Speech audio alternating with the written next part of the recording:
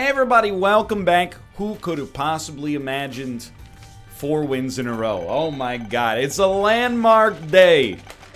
Monday, the start of a brand new week, and we're the Lost. Let's do it.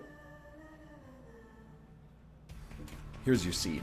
PK2LRZ6F. I am unafraid. Unafraid and honestly feeling relatively good about my Isaac performances lately. Certainly would not go so far as to suggest we've had perfect play, but I think, you know, there's a few expressions I really like.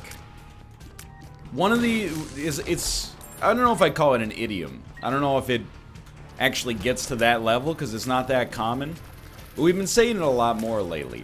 And what we've been saying is, perfect is the enemy of good. And I think this is probably like the 9th time I've explained what I mean by this in the past month, but the basic idea, for those of you who may not have been aware, I don't know the difference between these two trinkets, just for the record. So we're just going to stick with the bouncing ball and move along. Yeah, I think we're okay here. Thank God we're fighting an easy boss. But perfect is the enemy of pretty good. Is the idea of, like, you know, to get a task done to a base level of competency, let's say it takes you X time. You can put whatever value of X you want in there. To get it done to an absolute level of perfection might take like 10x. It might take 2x. It might take 5x. It might take 100x. Sometimes perfection is warranted, but if you just need something to get done, then I think it's important to be able to differentiate which tasks require perfection, or at least the highest level of quality, and which ones don't, if that makes sense. You know, chores are a pretty good example for me. If you're doing the laundry, what's the difference between good enough and perfect? The difference is so minuscule, depending on what your outfits are. But you know, when you do the laundry, maybe you separate the clothes right off the get-go, so you got the appropriate loads for the machine. I know what I said, and I won't apologize for it.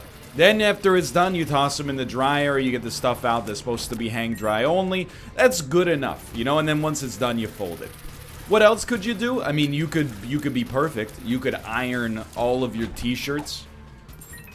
You could learn how to start your own dry clean facility or something like that, but you know, I think that's a task where the difference between perfect and good enough is fairly small. So, you know, that's the situation. Would you rather spend 3 hours doing your laundry perfectly, or, you know, an hour all in and just have clean clothes? I know my answer in that situation.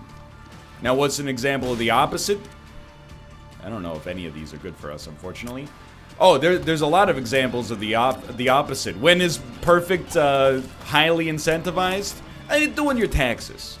I think that's a good one. That's not a task you want to do and be like, you know, close enough.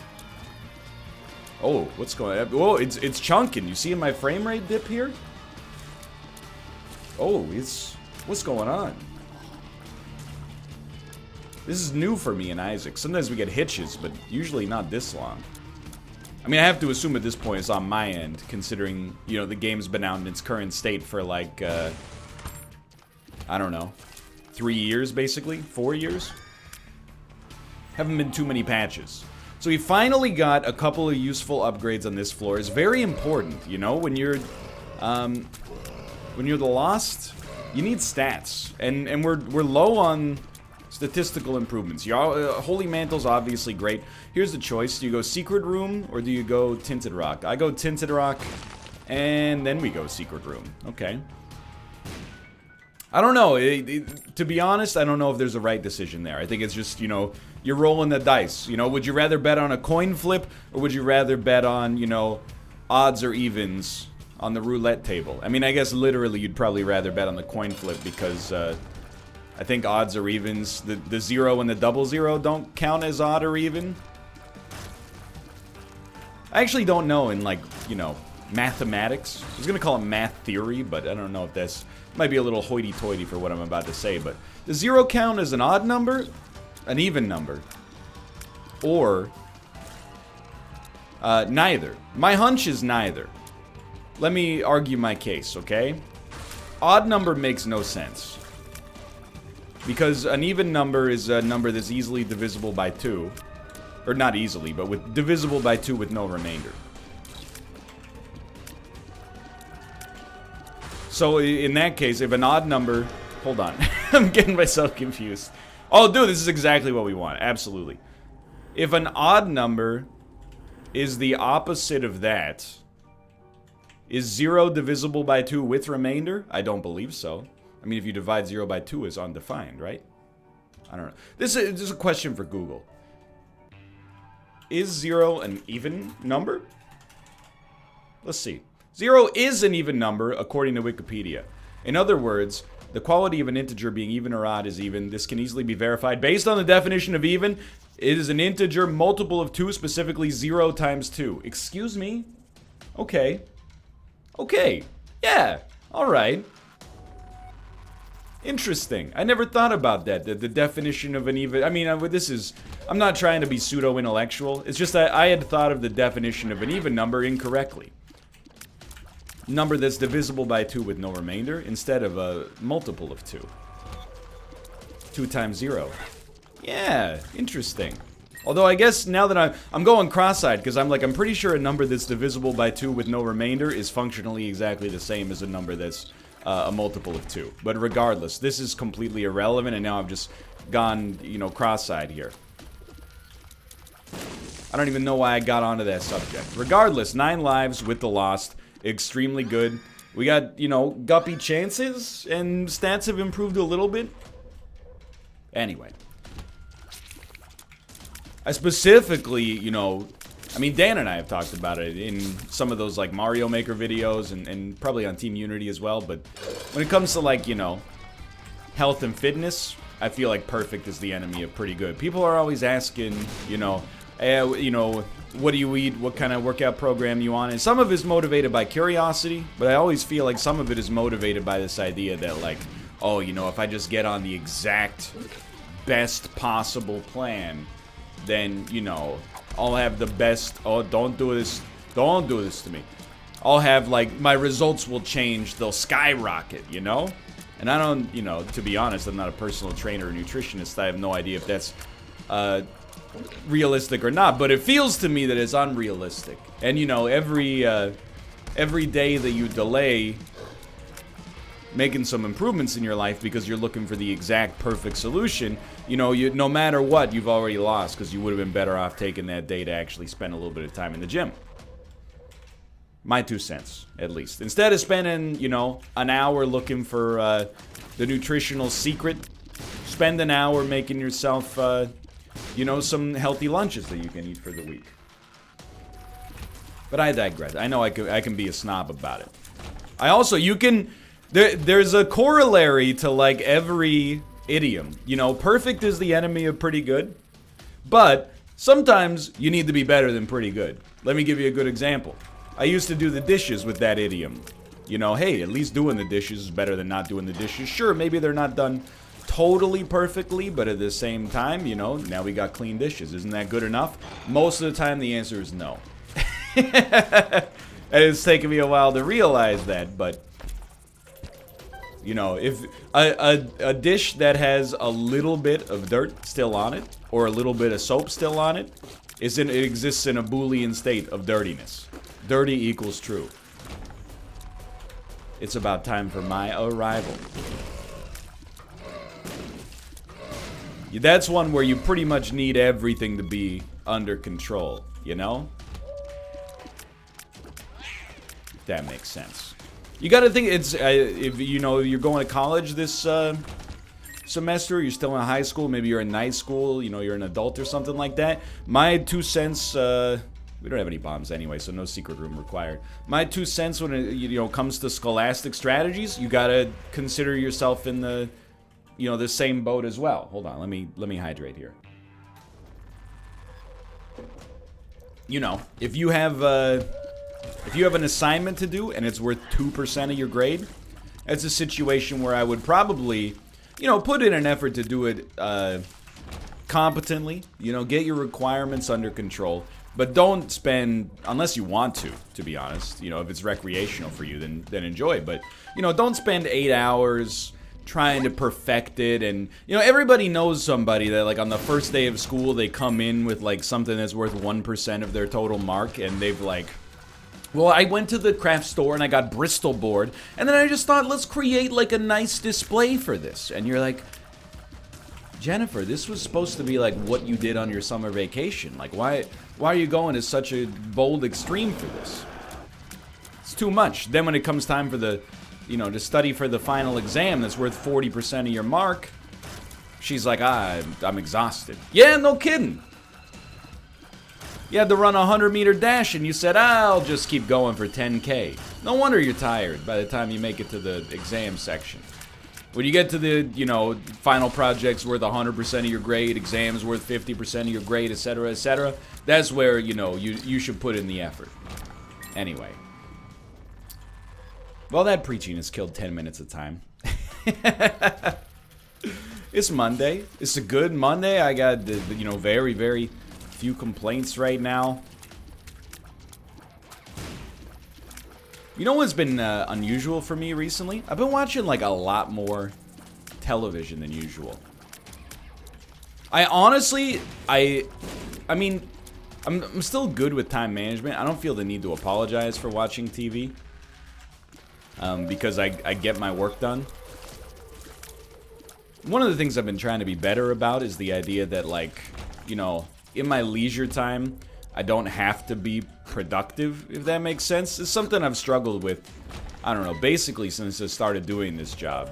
It's like this weird, almost like survivor guilt of, you know, I get the opportunity to do this amazing job that, you know, I'm very fortunate to have, and, like, a lot of people would you know, trade positions with me in a heartbeat. So I'm like, well, even in my leisure time, I got to do something productive. You know, I got to be playing a game that maybe we could play on the show, or, you know, I got to spend 4 hours responding to unsolicited emails about, you know, hey, do you want to be part of this new games marketplace that leverages the blockchain for, you know, blah, blah, blah, blah. And I've been better recently about getting out of that habit, taking my leisure time for me. But honestly, like, if I'm blaming anything, I have to blame the AMC television program Better Call Saul. I think I watched, for years, I watched very, very little television. And then I watched Better Call Saul's, the 3 seasons that are on Netflix. I watched them in, like, a month and a half. And I was like, wait a minute, this has rejuvenated my love of the medium, or my respect for television as a medium to begin with.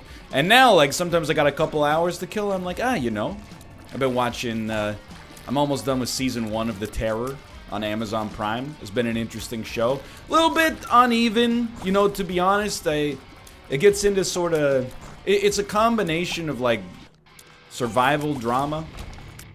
Oh, I definitely want the tears upgrade. And also, like, supernatural horror. And I have to admit, this is on me, but I didn't actually know that it was kind of like a horror show until I got into it a little bit. I thought there was fear to be had, but it was like the fear of nature, or, you know, the fear of the elements, or the fear that, you know, men would have towards each other when in a desperate situation. Which, I mean, there's elements to that, but there's also, like, you know, a creature. It's pretty good, though, and I heard that season 2 is actually even better. But unfortunately, because I live in the frozen north, ironically, that will not come to Amazon Prime Canada for probably like a year and a half. But that's okay. And I've also been watching Succession on HBO.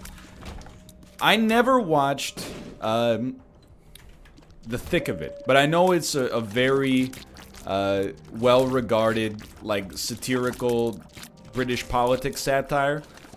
I know that, what's the guy, it's Armando Iannucci or whatever. When I have to be honest, I watched one episode of The Thick of It probably like 6 years ago, and I was like, it's not for me at the time.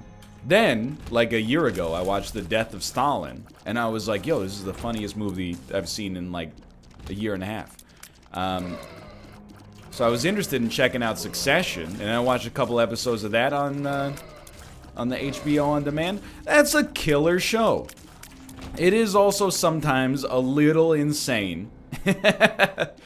Like it's tonally absurd at times, which I think is what I struggled with in the first time I tried to watch the thick of it. I was like, you know, these characters that are talking, they don't sound like real people.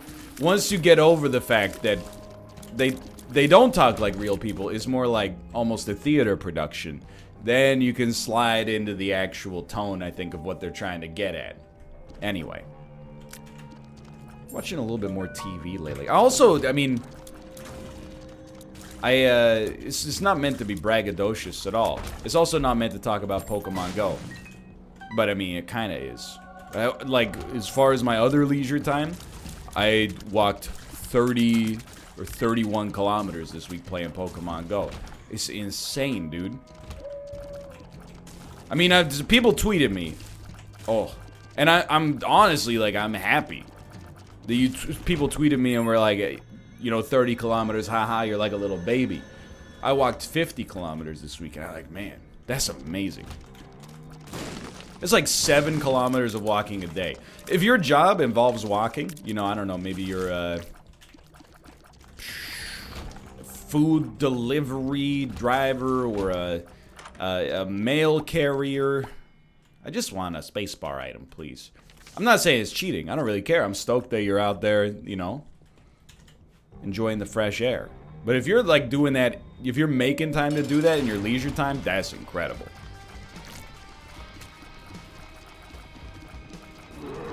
That and playing Slay the Spire on the Switch. Slowly trying to... I took like a few weeks off from playing it after I beat A20, and then I'm like, you know what? Sometimes I think like, what do I want to play right now? And honestly, my brain goes Slay the Spire. And I go, really? And it goes, yeah. I think that's the mark of a... Don't do it. Of a truly spectacular game. You know, even though I had my frustrations with it. Mostly not it, to be fair, but the community. We got over it. And even still, my brain craves like 2 Slay the Spire runs a week, and I gotta stay fresh because there's another character coming. Like I was Clay Entertainment. You know, they make awesome stuff. You know them. They made Oxygen Not Included, which just came out and is getting a lot of buzz. It's kind of like a, you know, RimWorld analog. I've played a ton of that. It's a great game. I haven't played the release build, and it's come up in conversation, you know, on social media and in the community a lot. I don't, at present, have plans to play, I mean, either RimWorld or Oxygen Not Included. They're always, you know... Tears down. Come on. They're always a possibility, you know, when slots open up, but I wouldn't get your hopes up necessarily. You know, consider this a definitive no, but maybe like Lloyd Christmas, so you're saying there's a chance in the future. But either way, you know, they've got a game in early access. I'll tell you straight up, it's on the Epic Games Store. That's a problem for you? I don't understand why. Is there some kind of controversy related to the Epic Games Store? I've been unaware because I have my eyes ripped out and I've never visited any place on the internet where people discuss issues related to video games, and as a result, oh, sorry, I was born yesterday. I'm not. Please, can you? If only there was a place I could find regurgitated talking points, the pros and cons of the Epic Game Store and the controversy surrounding it. I beg you. Anyway, it's a deck builder in early access. As I understand it, it's a little bit more like RPG focused. One of the things that sounds cool, I haven't played it yet. One of the things that sounds cool is that there's like 2 decks. You know, there's a combat deck, attacks, blocks, I'm sure, and stuff like that. But there's also a negotiation deck, and apparently there's like a social side, so you could use a little bit of like, you know, personality finesse, almost like charisma checks, like in Fallout or something like that, to accomplish your goals instead of using combat. It's a really interesting style of gameplay. So I thought to myself, maybe I'll pick that up and check it out for a bit. And then I went to the store page and my brain was like, hold up. Instead of doing this, you know, you're going to have to learn all these new cards and You know, there's so many different mechanics. What if you just played another hour of Slay the Spire? And I was like, you know what, brain, you're a dang genius. That's the smartest thing you've said in a long time. And then I played like, you know, 3 runs of Slay the Spire, and I was like, this game's awesome.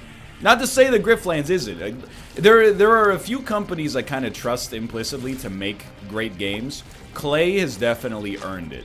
Like, I know it's probably not in vogue to say that, you know, I trust any game developer sight unseen, but I mean, what has Clay done that would make you think that, you know, they don't know what they're doing?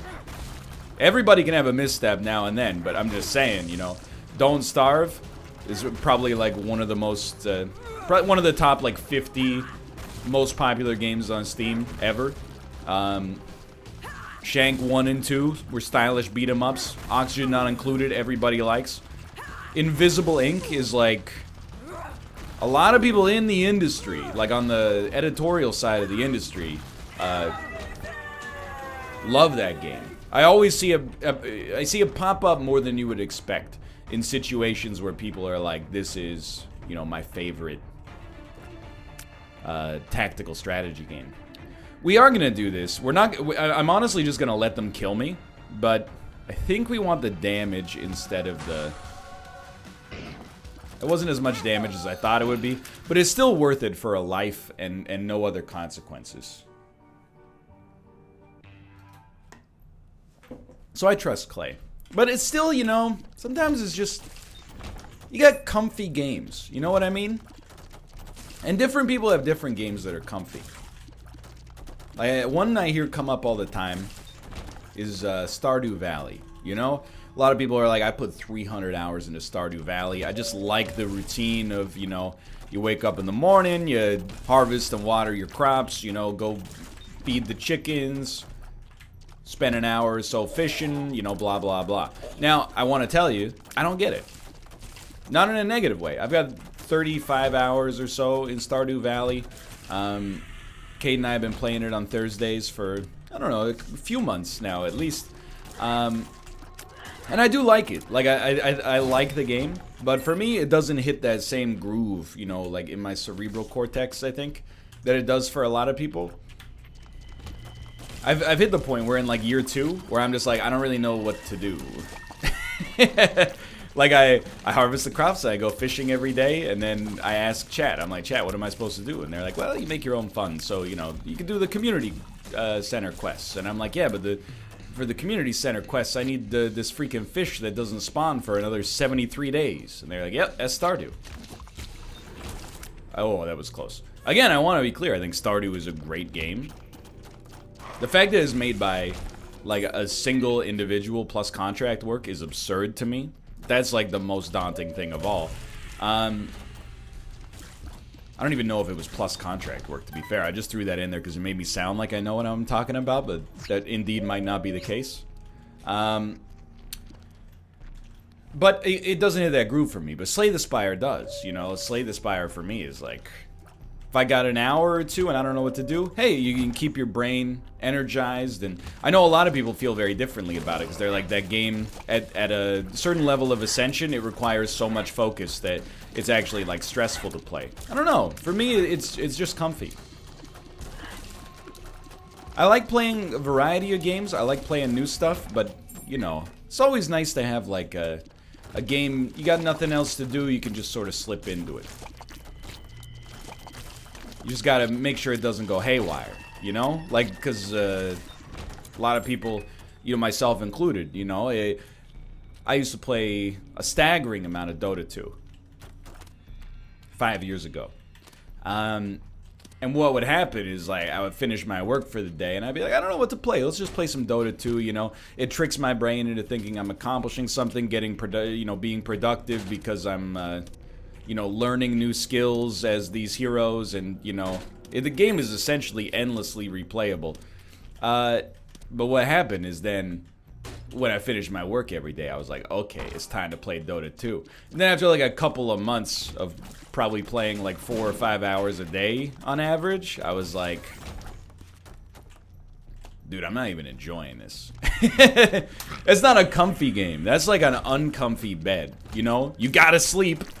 You feel compelled to sleep on it. Every morning you wake up and you're like, oh, my back hurts. Why am I so grumpy? I've been yelling at my friends. Why is that? Oh, because I'm sleeping on Dota 2 or League or, I don't know, sometimes Overwatch maybe, depending on Apex Legends, PUBG, blah, blah, blah. You get the idea. I'm all about the PvE now. I'm all about the, you know, I feel like my happiness goes way up when I win at video games. Unfortunately, I lose a lot against real human beings. So playing against the AI with just enough challenge to make you feel like you're gonna die but not actually kill you, oh, that's the dream come true. That's maximum mental health right there. By the way, there's a one universal rule of Isaac. I don't think we need get out of jail free. The rule of Isaac is the less you talk about the run, the more likely it is that you're doing well. And we're very much in that position. The run is not set in stone. That was the fly. Looked a little weird. Oh, dude. Yes, and reroll? No? No? Come on, you can do better than that. It's called negotiating, sweetheart. Oh, that'll do. Although 2020 might screw with it a little bit, it's still extremely great. But yeah, you know, this is a really, really nice Lost run. I'm still stunned. Like, we must be like at least 20 episodes since the last time we actually got a Guppy transformation. That's so surprising for me, because I really think, like, you know, there were times where you got Guppy half the time. And if you get Guppy half the time, what that really means is you go through stretches, you know, now and then where you get Guppy 3 or 4 times in a row. Now, there's more items in the pool, particularly, you know, the deal with the devils is specifically relevant to this, but, like, I'm still surprised at the infrequency of these Guppy transformations lately. I'm not complaining, because this run is awesome, but it is one of the reasons that the run is, or that the runs have been a little bit more inconsistent lately. I actually think we're still happiest with the Necronomicon, honestly. Well, we still have 8 lives left. We got a really, really solid. I mean, solid. Not sometimes solid is like 7 out of 10. You know, is nothing to write home about, but is good. In this case, I mean solid, like in the engineering sense of the word. Like, no one would ever be like, hey, the foundation of my house is absolutely, it's a masterpiece. They would say it's a solid foundation. And that's what we have. We have a run that we have, like, the utmost confidence in. Mostly because of this incredible DPS. And, I mean, the Holy Mantle, of course, kind of underpins the whole thing. I hope it goes without saying. But this is, you know, I came into this run with a lot of confidence, whether founded or otherwise, and, I feel good. I feel like we've kind of rebuilt my shattered and vulnerable mental state in Isaac. That honestly, for a little while has been, not in a tailspin, but in question, you know? I mean, this is a game, you've probably had things in your life like this, but, you know, I've won 100 runs in a row in Isaac, with random characters. Now, some variance in not randoming the keeper a lot. I don't believe until somewhat recently, which in an Isaac sense is like a few years, but I don't believe you could even random Eden until somewhat recently. That kind of neutralizes a little bit of potentially bad variance in that regard as well, but, you know, to be able to not string together, you know, even a 10 streak consistently, after that point, you go like, what changed? I feel the same. I don't understand what the difference could conceivably be. Maybe you lost it. Maybe you never had it to begin with. So what we're trying to do is... That's not that bad, honestly. What we're trying to do is figure out, did we have it? Ooh. Because I think we had it. I think we still have it. I just think we need to rediscover it, you know? But I mean, it happens in like every avenue. I always think about sports. Always think about sports. You know, there's teams like the Philadelphia Flyers in the NHL a few years ago. They won like 14 games in a row.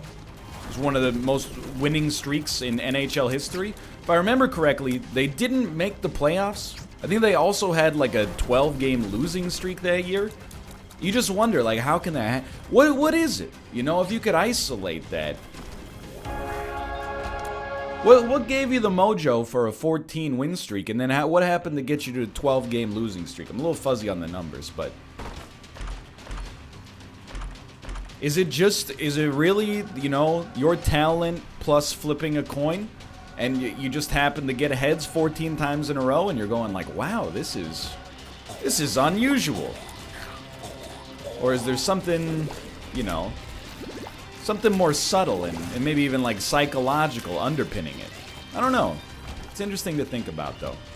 What I'll tell you, though, is there's only a couple of rooms that could even take a life on this floor with this caliber of run.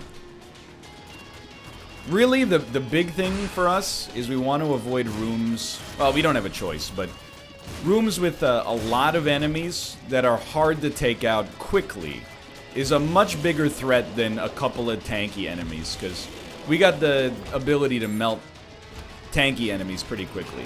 Now, this is a pretty bad one. I really thought we were going to swing it there, to be honest. Despite the early damage we took. So I think, you know, take your time. I didn't say we were going to not lose any lives. That would be a little ridiculous. I'm going to hazard a guess that it's probably up there. Like, I think we have to go through double adversary. We might as well do our due diligence, though, and check out other rooms. It's going to be a little bit strategic here. As it always ends up being a little strategic on the chest when, you know, a resource is limited. And our HP is limited. So, I mean, like, looking at the map, it's essentially inconceivable this would lead anywhere, but no matter what, every room is a chance for a chest. And a chest, it doesn't have to be great to take us to the next level. Dude, even a strength card for extra damage, I think we will pop that, like, immediately. Very lucky. And honestly, that one dodge is enough. We don't even need to use Necronomicons. Just, if you don't get hit by the first Brimstone shot there, you're probably going to be fine. That's one of those rooms, though, you'd really like to have a little bit more HP. Not, I mean, we're the lost, so what are you going to do? But you'd like to be able to absorb 2 hits. I just need one of you to die, please. I was gonna say, you gotta be super close. How is this even happening? Go ahead, Brimstone me, see if I care. Actually, I feel like we shouldn't have taken Taurus, because I actually felt like it's slowing our DPS down so much. And we're invincible when it's happening, but still. Nah. See, these rooms are like, this is child's play.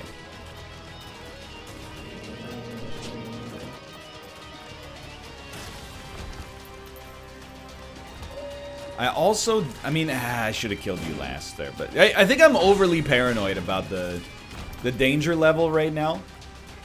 Because we've had so many runs that have been a little bit spotty.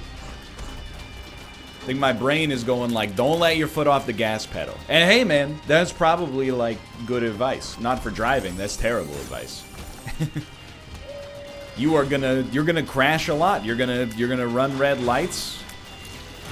And you're gonna, I mean, you're gonna use a lot of gas as well. I mean, you can just coast a lot. You know, you got momentum. You just Or you could just even put it on cruise control on the highway if you want. Sometimes you gotta let off the gas. Ever tell you, I don't know if I've ever told this anecdote.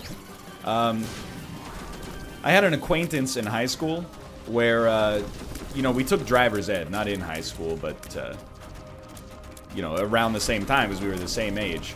And they mentioned, oh, what a shot. They mentioned in driver's ed that, like, the peak efficiency for gas mileage was something like 60 kilometers an hour. Like, if you drive your car at 60 kilometers an hour, you're using the least amount of gasoline to get you to your destination as quickly as possible. Why would they tell us this? I don't know, because it just seems like it invites problems. But, like this one, for example. But my acquaintance then decided that he was going to base his entire driving strategy around driving 60 kilometers an hour. I mean, he would not, if it's a 30 kilometer an hour zone, he's not going to go 60. But if he's on the highway, you know, the 401 in Ontario, he's like, I'm going to drive 60 because you know, I'll save money. And everybody was like, please don't do that. You're going to die. You're going to annoy people, but then you're also going to die. Anyway, we won as the Lost. For now, thanks for watching. I hope you enjoyed it. If you did, click the like button. Helps out a great deal. Of course, subscribe if you want to see more in the future. For now, thanks for watching. I'll see you next time. See ya.